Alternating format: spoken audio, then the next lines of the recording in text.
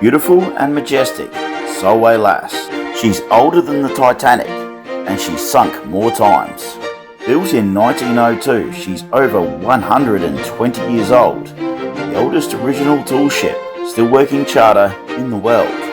Unlike most tall ships, Solway Lass is not a replica, and she has the most incredible history to match. She's been a cargo ship, an icebreaker, and she served in both World Wars. The British Navy used her as a pirate ship in their Q-ship program in World War I. She suffered tragedy aboard and then drifted as a ghost ship for a long period of time on the oceans before washing ashore, and she spent maybe 2.5 years underwater over numerous sinkings throughout her history. Solway Lass sailed in the 1998 First Fleet reenactment for the bicentennial celebrations for Australia. More recently, she's been a love boat, a floating restaurant, and a very successful charter vessel.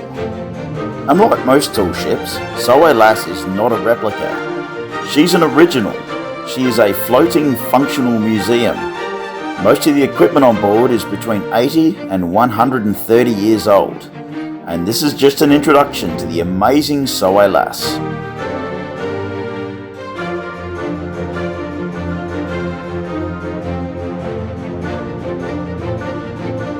G'day, I'm Alex. Solway Lass is my favourite vessel of all time.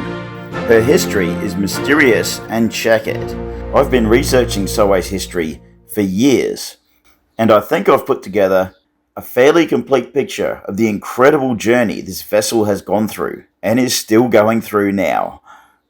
Solway Lass's keel was laid down in 1902 at the Royal Bedouin Shipyard, located in Martinshoek, Netherlands.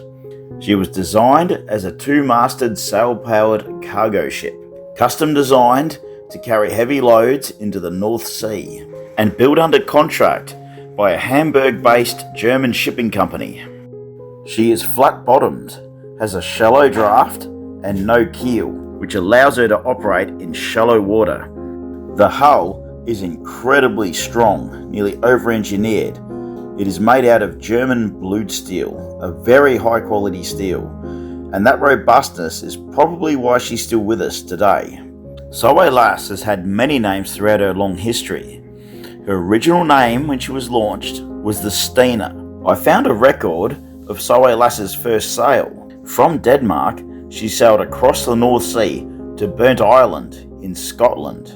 There, she loaded 86 tonnes of oil cake from the Largo Oil and Cake Mill. She then set sail to Germany, crossing the North Sea again. She entered the Elbe River and then was probably towed by horses all the way up the river to Hamburg. It was long believed that Solway Lass was built as a barge, but this record disproves it. Solway definitely sailed across the North Sea, so she was a sailboat right from the start. In 1905, Solway Lass was renamed the Adolf. Her registration was moved to Hamburg. A lot of people think she was named after a certain German leader from World War II. However, Solway got this name in 1905, when Mr. Mustache was 16 years old and not well known. The name Adolf was a popular name in this period. She mostly worked the Baltic Sea and the North Sea, up until 1914, when things started to get very interesting. Solway Lass, still called the Adolf, was seized by the British Navy and pressed into service as a Q-ship. And just like that, Solway Lass became a pirate ship.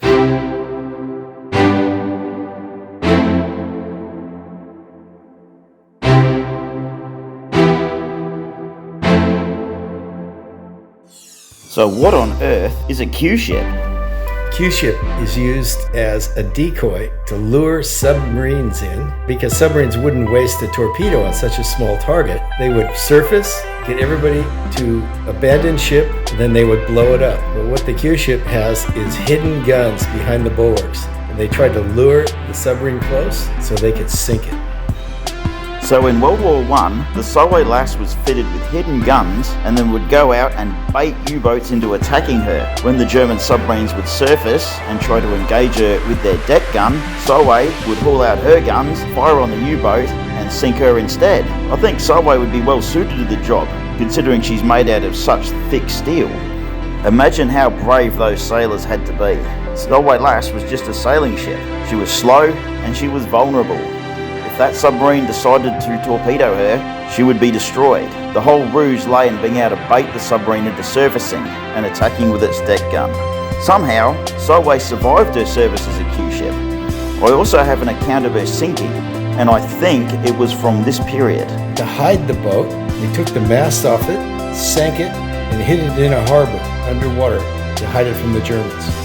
In 1919, after a successful service in World War I, and still called the Adolf, Solway was sold to a Liverpool coal merchant called J. Carroll. It appears she was re-rigged as a Gaff Ketch. Her sails were probably damaged when she was sunk, and she was put to work exporting grain and fertiliser out of Liverpool, England, and then returning with granite, slate and various kinds of produce. So Solway was back to earning an honest living.